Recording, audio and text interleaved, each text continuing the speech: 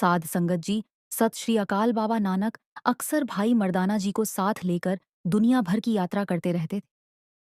असल में यह यात्रा तो एक बहाना था। गुरुजी का काम तो लोगों का उद्धार करना था, जिसके लिए बाबा नानक ने दुनिया भर की यात्राएं की और बहुत से पापियों को सही रास्ता दिखाया। अपनी इसी यात्रा के दौरान एक बार बाबा नानक भाई मर्दाना के साथ लोगों का उद्धार करते करते एक नगर में जा पहुंचे। उस नगर का नाम वर्गखंड था। बाबा नानक नगर के बाहर ही एक पेड़ के नीचे बैठ गए।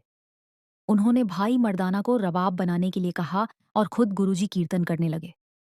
गुरुजी के मधुर कीर्तन की आवाज जब चारों तरफ फैली तो लोग उनके कीर्तन की तरफ खींचे चले आए। जब लोग वहां पर पहुंचे जहां बाबा नानक बैठे हुए कीर्तन कर रहे थे, तो वह बाबा नानक के रूहानी चेहरे को देखकर उन पर मोहित हो गए और बड़े प्रेम भाव से बैठकर कीर्तन सुनने लगे। बाबा नानक के चेहरे पर अलौकिक तेज था। लोगों को ऐसा महसूस हो रहा था कि जैसे उनके सामने कोई दिव्य पुरुष बैठे हुए हैं। जब बाबा नानक ने कीर्तन खत्म किया तो लोग उन्हें प्रणाम करके अपने अपने घर चले गए। अब उन लोगों का रोग का यही नियम हो गया कि वह रोज सुबह सुबह कीर्तन सुनने के लिए आ जाते और बड़े प्रेम भाव से कीर्तन सुनते। शुरू शुरू में वहां थोड़े लोग आते थे, लेकिन जब लोगों ने अपने नगर के लोगों को बाबा नानक के बारे में बताया तो धीरे धीरे वहां पर भीड़ बढ़ने लगी। गुरुजी के कीर्तन की प्रशंसा पूरे नगर में होने लगी। लोग आपस में बातें करते थे कि जो भी बाबा नानक के पास जाता है, बाबा नानक उसकी सभी मुरादें पूरी कर देते हैं। जब बाबा नानक के कीर्तन की खबर उस राज्य के राजा तक पहुंची तो उसको भी बहुत जिज्ञासा हुई।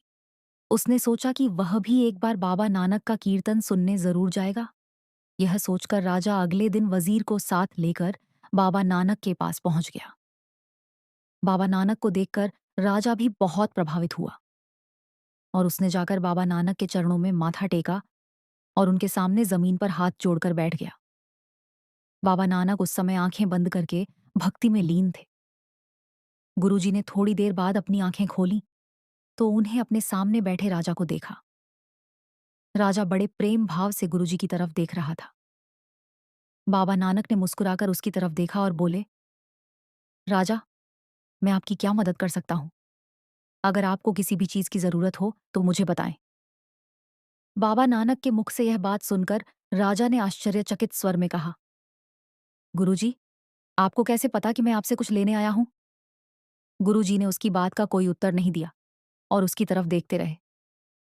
तब राजा ने बाबा नानक से कहा, गुरुजी, मेरी शादी को 10 साल हो गए हैं, लेकिन मेरे घर में अभी तक कोई संतान नहीं है। मैंने बहुत कोशिश की, लेकिन मैं अभी तक संतान सुख से वंचित हूं।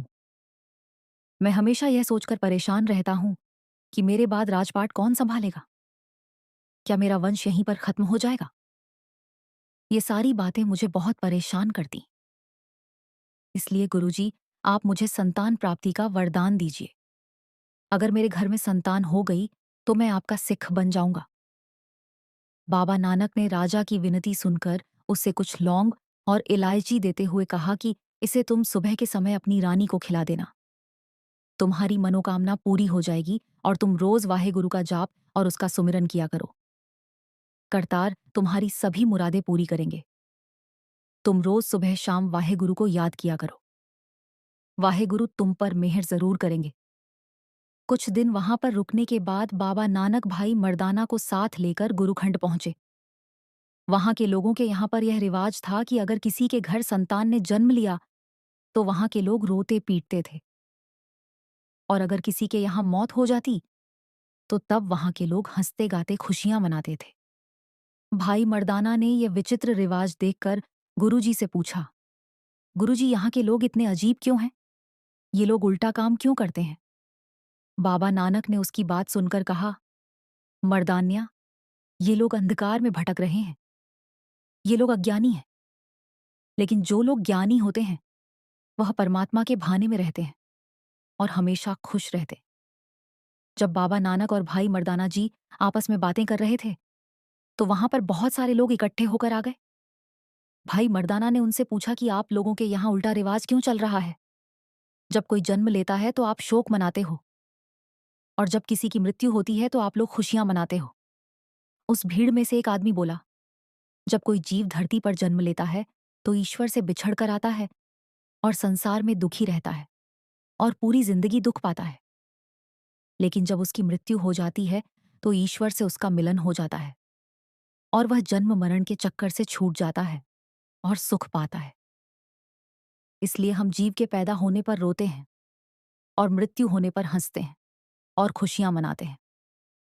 जब बाबा नानक ने उनकी ऐसी बातें सुनी तो उनसे बोले, ईश्वर से मिलने का केवल एक ही उपाय है और वह है उस वाहे गुरु की भक्ति। ईश्वर से मिलाप हासिल करने के लिए बिना नागा भजन सुमिरन करना चाहिए और मालिक से मिलाप करना चाहिए। सिर्फ हंसने और रोने से कभी भी परमात्मा नहीं मिलता। जीव अपने पूर्व जन्मों के किए हुए कर्मों के अनुसार ही जन्म लेता है और फिर मर जाता है, और इसी तरह वह बार बार जन्म लेता है और मरता है। अगर तुम परमात्मा से मिलाप करना चाहते हो तो इसके लिए सबसे पहले अपने अंदर की इच्छाओं को खत्म करना जरूरी है। जब तक तुम्हारे अंदर की इच्छाएं खत्म नहीं होगी तुम कभी भी परमात्मा से नहीं मिल सकते।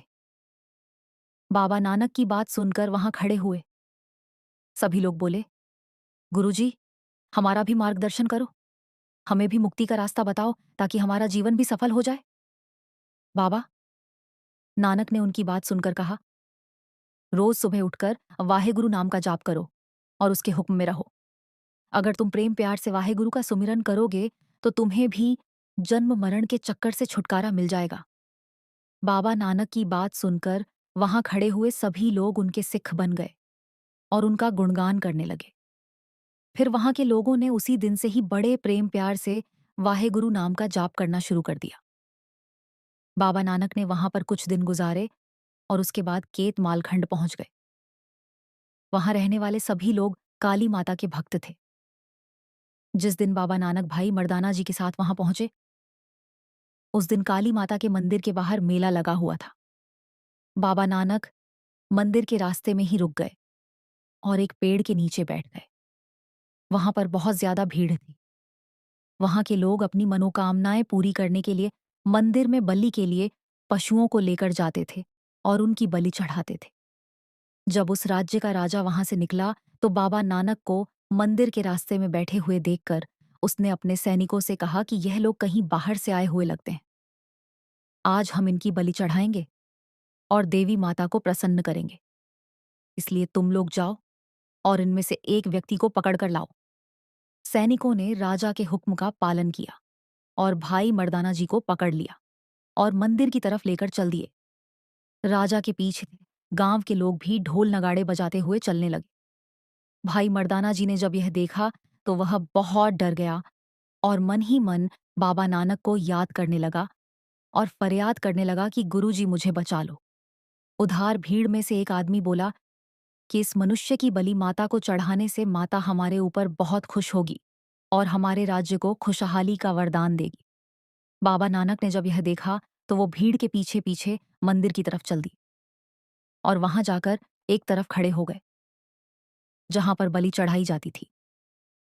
तब राजा ने सैनिकों को आदेश दिया कि इस आदमी को देवी माता की प्रतिमा के सामने ले जाकर बांध दो और उसके बाद इसकी बलि दे दो। सैनिकों ने राजा के हुक्म का पालन किया और भाई मर्दाना को बांधने के बाद सैनिकों ने तलवार निकाली और भाई मर्दाना का सिर काटने के लिए आगे बढ़े।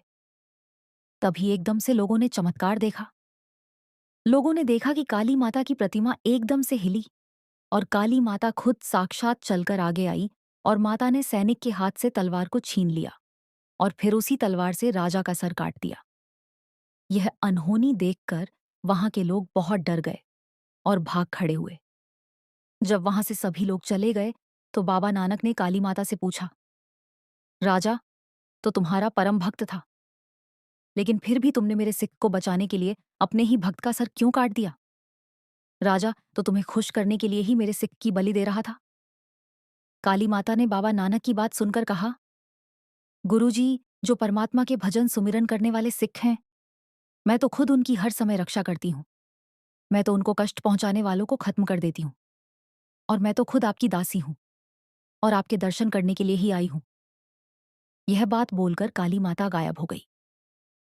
उधर राजा के मरने की बात सुनकर पूरे नगर में भगदड़ मच गई। सभी लोग आपस में बातें करने लगे कि आज हमने जो कुछ भी देखा वह किसी चमत्कार से कम नहीं था। वह गुरु जरूर कोई पहुंचे हुए महात्मा है।